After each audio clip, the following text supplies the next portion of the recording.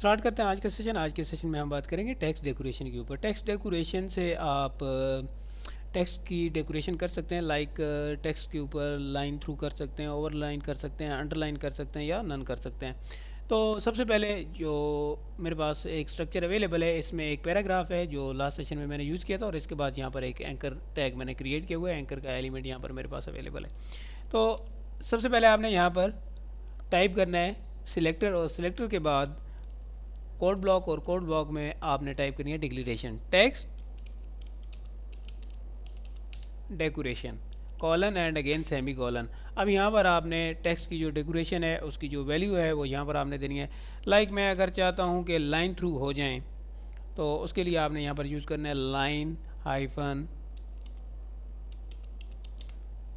Through. Control S, मैं यहाँ पर आया और F5 किया, तो आपको जितने भी पैराग्राफ के अंदर लाइंस हैं या जो भी टेक्स्ट हैं वो आपको लाइन थ्रू नज़र आ रही हैं, यानी कि लाइन ने उन्हें काटा हुआ है। सही है। अब मैं ओवरलाइन भी कर सकता हूँ,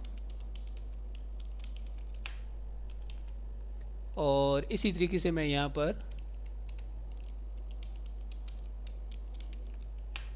अंडरलाइन भी कर सकता हूँ। और पैराग्राफ में तो यूजली जो डेकोरेशन होती है वो नन ही होती है, तो इस तरीके से नन भी कर सकता हूँ। लेकिन मेरे पास यहाँ पर एंकर टैग एक अवेलेबल है, और इसमें एक वर्ड है होम। सही है। अब जब भी लिंक क्रिएट करेंगे आप, तो आप देख सकते हैं वो बाय डिफ़ॉल्ट इसको एक ब्लू लाइन नीचे असाइन कर देता है।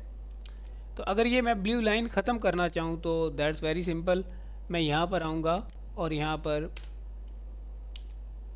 मैं यूज़ करूँगा सिलेक्टर ए, यानी कि जो टाइप ऑफ सिलेक्टर होगी वो एंकर की यहाँ पर यूज़ कर रहा हूँ। और इसके बाद text decoration none, control S मैंने किया, मैं यहाँ पर आया F5 किया। आप देख सकते हैं कि टेक्स्ट डेकोरेशन यहाँ पर इस लिंक की ख़त्म हो चुकी है। तो इस तरीके से आप टेक्स्ट डेकोरेशन यूज़ कर सकते हैं। अपना ख्याल रखिएगा, दुआ में याद रखिएगा। नेक्स्ट सेशन में मिलते हैं। अल्लाह हाफिज़।